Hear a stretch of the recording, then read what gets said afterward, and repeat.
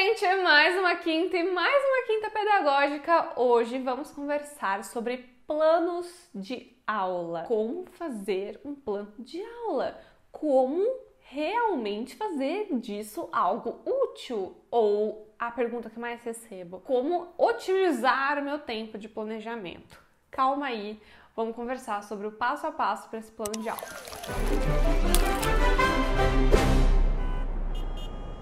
E se você tem interesse em estudar um pouquinho sobre metodologia de ensino, didática, inclusive planejamento escolar, novas tecnologias, inclusão escolar, história da educação e muitas outras coisas, eu vou deixar os meus cursos aqui na descrição. O curso Teorias e Práticas Pedagógicas é um curso em que eu realmente abordo o planejamento de ensino, então além de mostrar para vocês um passo a passo exato de como fazer um plano de aula, eu mostro para vocês ali a dinâmica de tudo isso. Então, enfim, espero que seja útil, mas vamos pro vídeo. E como é que funciona então essa questão do plano de aula? Antes é importante frisar aqui que os exemplos que eu vou dar e de tudo que eu vou falar aqui é sobre o plano de aula do ensino regular. Se vocês quiserem, eu posso trazer para vocês aí um vídeo e vários exemplos sobre plano de aula na questão das aulas particulares ou para cursos livres, mas aqui estamos falando então de ensino regular. E é importante frisar também que aqui eu estou falando sobre um plano de aula dentro de um contexto. Fica aí, então, a primeira dica até para vocês, na hora de pensar em um plano de aula, não pensar em um papel solto, aleatório. Nós estamos falando aqui de um planejamento dentro de um plano de ensino, dentro de um projeto político-pedagógico da escola. Então, assim, o seu plano de aula, eu sei que nas graduações, por exemplo, os professores pedem como exercício, né? Monta um plano de aula. Dentro de um determinado contexto, ou eles só falam, monta aí um plano de aula. Mas calma, porque isso é meio abstrato. Um plano de aula, na realidade, ele é feito para uma determinada turma. Tô falando do ensino regular, hein? Então, para uma determinada turma, para aqueles determinados alunos. Então, a utopia existe, sim, né? A gente tá falando ali de uma simulação, mas já vai pensando, se eu tivesse uma turma assim, como seria essa minha determinada aula? Então, além do passo a passo que eu vou falar aqui com vocês, isso também é muito relevante. Mas não vou segurar ninguém aqui, vamos direto pro vídeo que eu sei que depois vocês ficam, Bruna, pelo amor de Deus, fala rápido. Então vamos lá. Então, o plano de aula é dividido em 6 etapas, eu divido em 7.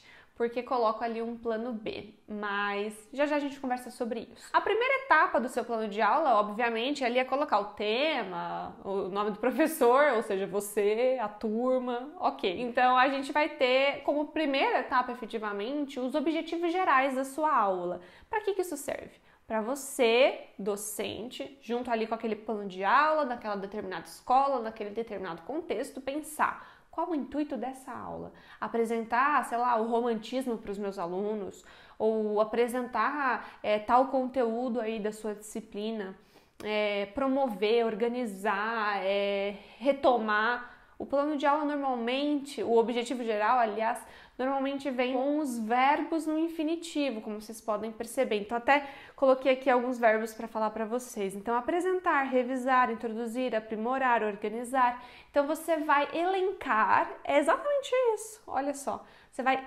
elencar os objetivos que você tem com aquela aula. Sabe quando a gente faz uma lista de afazeres? É basicamente isso, só que aqui é visando ali todo um contexto pedagógico, hein? Inclusive, toma cuidado aí para a sua metodologia de ensino ser uma e o seu plano de aula ser outro, se é que isso é possível, e a didática meio jogada ali no meio, as coisas precisam estar fechadinhas, fazerem sentido e tudo mais. Então, nessa parte de objetivo geral, você tem que elencar ali os seus objetivos com a aula, pensando o que você quer com essa aula para aquele seu determinado aluno. Então, apresentar um determinado conteúdo? Ok. Aí a gente vai para a segunda parte do plano de aula, que são os objetivos específicos. Que são exatamente os específicos do quê? Do geral. Então também toma cuidado para não nada correspondendo, né? Que as coisas... Se é o objetivo específico, ele é específico da onde? Do geral. Então, eles precisam estar conversando, né? Às vezes eu pego aqui alguns planos de aulas que as meninas dos cursos me mandam. É gritante a diferença do primeiro plano de aula delas para os demais. Então, eu gosto de ver essa evolução, né? De como vocês chegam comigo fazendo o plano de aula e depois, assim, é bem gritante a diferença. Mas esse é o segredo também, né? Ir pensando, pô, se eu sair de um geral aqui, qual que é a ramificação disso? Então as coisas têm sentido, né, gente? E por isso, nesse objetivo específico, você vai pensar, qual o intuito dessa aula para o meu aluno? O que isso fará de relevante para ele? Aí separei aqui alguns outros verbos também: auxiliar, aplicar, praticar, traçar, ilustrar, empregar. Inclusive, essa questão dos verbos vocês encontram facilmente no Google, na taxonomia de Bloom. Se quiserem, eu até trago um vídeo sobre taxonomia de Bloom para vocês. Normalmente a gente usa isso nos cursos de licenciatura para fazer esse primeiro norte aí para os licenciandos, para os professores. Enfim, então, tem gente que gosta da taxonomia de Bloom, tem gente que fala que tá desatualizado, tem gente que briga fielmente, não está desatualizado de jeito nenhum. Eu não entro nessas brigas, eu acho que a gente tem que pegar as coisas boas de todas as teorias e de todas as metodologias e tentar usar, porque o que vale, gente, é o aluno, não é essa brigaiada besta, não. E agora sim, na terceira etapa do seu plano de aula, você vai pensar qual que é o conteúdo. Pensando ali no exemplo que eu dei de romantismo, né? O conteúdo seria romantismo, né? Se eu coloquei lá apresentar romantismo, vou falar sobre romantismo. E aí você coloca, então, o conteúdo em si. Pode fazer listinha ou pode escrever por extenso, assim, o conteúdo é esse, eu pretendo falar isso.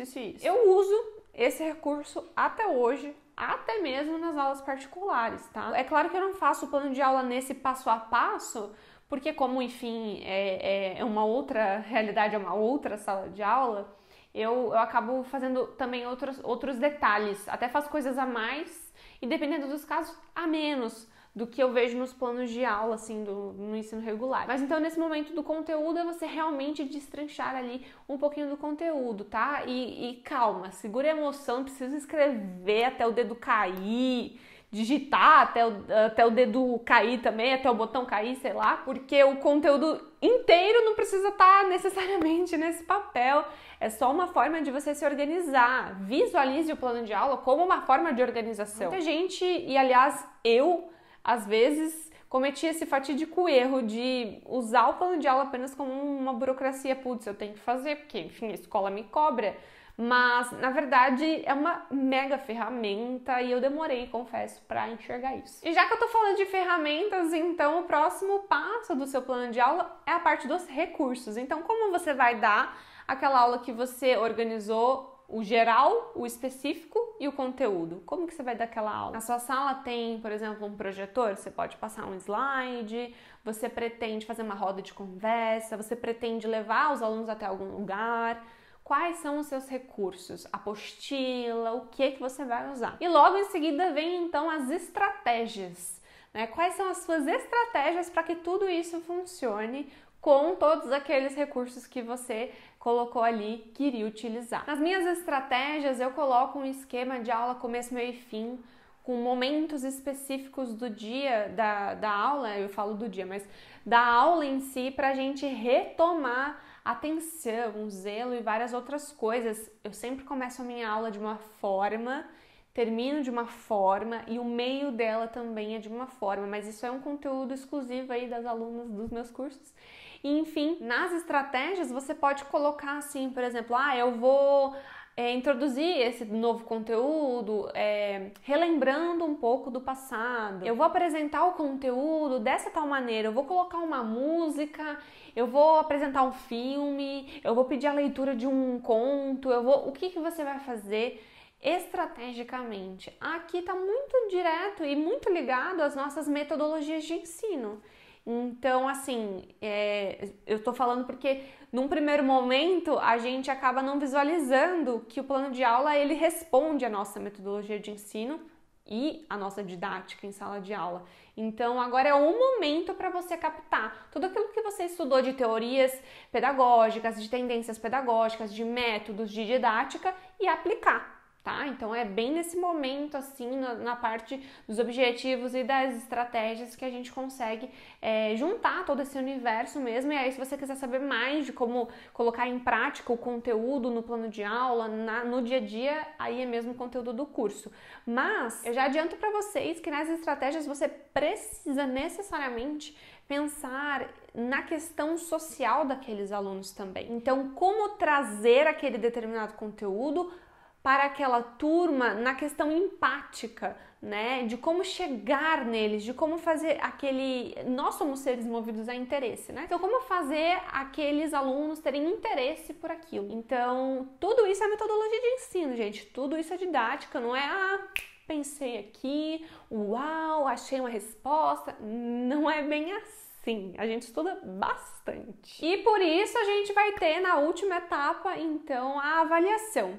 Que não necessariamente em todas as aulas você vai passar uma prova, né? Mas, por exemplo, no ensino regular a gente usa avaliação somativa, né? O Brasil usa avaliação somativa. Mas, por exemplo, você tá ali na aula e aí como que vai ser a sua avaliação daquela determinada aula? Observando os alunos, observando o debate, a conversa ali deles, a interação. Ou, depois no final da aula eu vou passar 2 exercícios. Ou, depois da aula eu vou pedir pra gente abrir uma roda de conversa. O que você vai fazer para avaliar o desempenho de tudo aquilo que você planejou?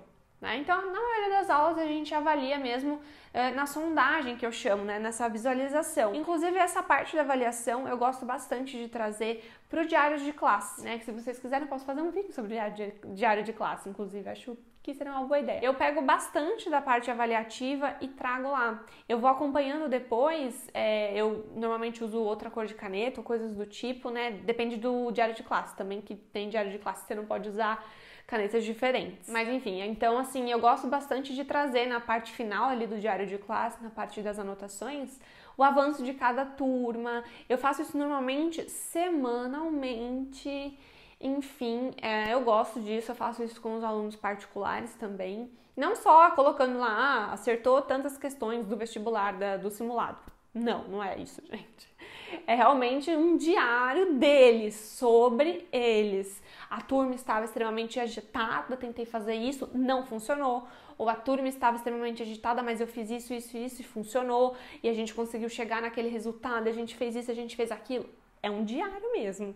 Eu faço isso. Inclusive, acho que se os meus alunos um dia quiserem, eles podem encontrar o registro da vida deles ali naquele diário, que é praticamente um texto assim, que eu vou escrever. Realmente um diário sobre eles. E por último, que não está aí, que normalmente não vejo a galera falando, eu, Bruna, faço uma 7ª etapa do plano de aula, que é o plano B. Porque sim, às vezes eu planejo uma aula direitinho, 40 minutos, aqui ó, perfeito. Mas a aula acaba antes. O conteúdo às vezes acaba antes porque deu tudo certo, ou enfim, eles estavam prestando atenção e não tive que parar nenhuma vez, blá blá blá blá blá blá.